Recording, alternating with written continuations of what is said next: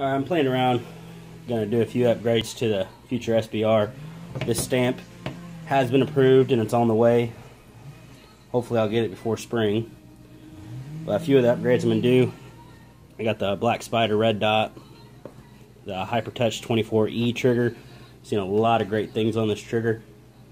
And I'm gonna upgrade the buffer and spring. This is the heavybuffers.com 9Q buffer. And I think it's the wolf spring. It's what they ship out with it if you buy it together. So for right now, I'm sure everybody knows how to put the buffer spring in. We're going to put in the hipertouch trigger. And then here on the next video, we'll get that Black Spider out and take a better look at it. So inside the bag, we got these 4 smaller baggies. This is an adjustable trigger with these weighted springs. It comes with all 3 different sets. And if you notice, this type of trigger, it runs off these springs and that controls your weight. And they're really easy to swap out. You can do this on the run while you're at the range. After the trigger's in, take the tip of a bullet or a pencil or Allen wrench, whatever, and you push it in, then you remove the springs, put your new springs on, then it goes right back in. So it's definitely fast to swap out the different trigger weights.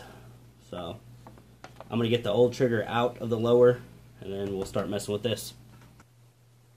Alright, and then the first bag, the trigger comes assembled, or for some reason it doesn't.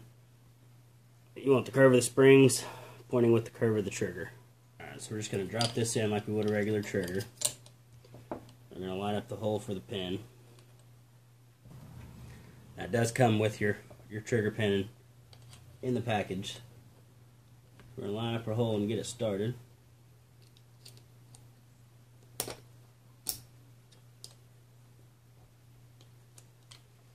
Finish tapping that in.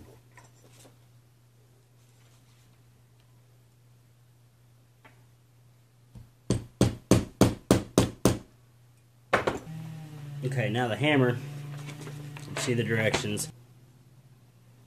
It shows you want the sticks of the springs to wrap around and be facing towards the end of the barrel. Now inside your bag of pins, it'll come with this little pin. And this will slide right in there. So we got our hammer pin out. Just hold that pin in place. And this is going to go in just like you would a normal trigger. The springs are going to go on both sides of the receiver. Line the hole up. And you're going to stick our hammer pin in it. Get it started.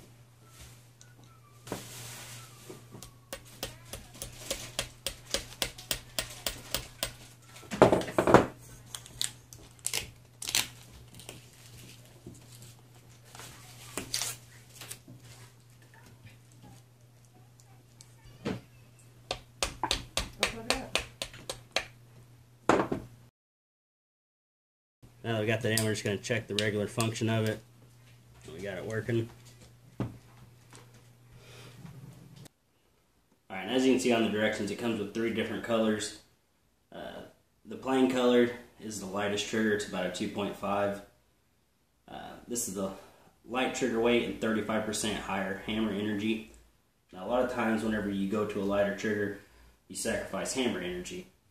And with this one, it's not the case. I'll show you in a second how the springs rotate forward. It actually pushes against the hammer. The yellow, which what we're going to go with, it's somewhere in the 3-pound range. It's a medium to light trigger weight and a low end stock hammer energy.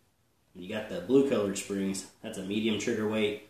That's a 4-pound trigger with a low end stock hammer energy. So we're going to go with the yellow. I think the 2.5 is going to be a little bit too light for me, but we may try it out. And as you can see on the directions, and I'll try to put in an animation, these pins are not symmetrical. There's a cutout, and you want the cutouts to face away. You want them to face towards the edge of the receiver. So we're going to go ahead and put the springs on, that way they'll sit in. If you don't have the springs on them, then they'll fall in. But these are quick change. You can do these on the fly. Same way I put them in, you can take them out with an Allen wrench or bullet tip, whatever. So that's definitely nice. You can change out your trigger weights while you're at the range without moving your whole trigger. So we're going to go ahead and get these springs on. And we're going to put it in. Like I said, the cutouts go towards the edge of the receiver.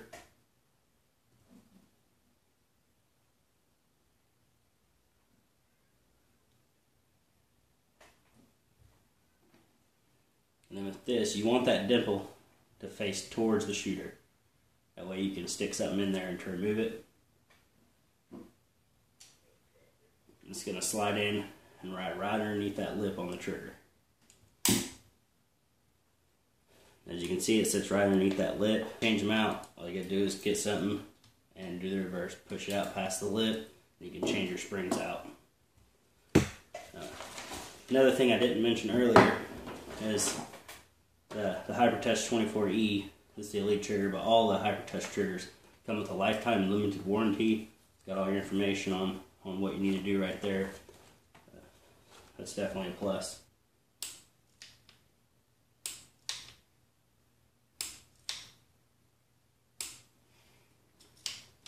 It is really short.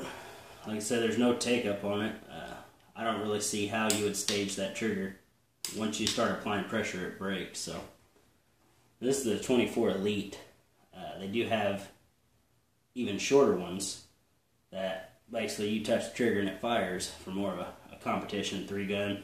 This is more of a duty style trigger, but that is incredible. Earlier, what I was talking about, how you don't sacrifice hammer energy. The way these springs work, you see they start rotating, and right before it hits that horizontal axis, they actually start pushing against the hammer. So as you see, when you ride it up here, it's pretty soft, but once it starts to break that plane, it lunges forward. So it actually pushes against that hammer and gives you additional energy. Stay tuned. I'm going to take it out to the range, put some rounds through it, get a little better feel for that trigger, and I'll let you know what I think about it then.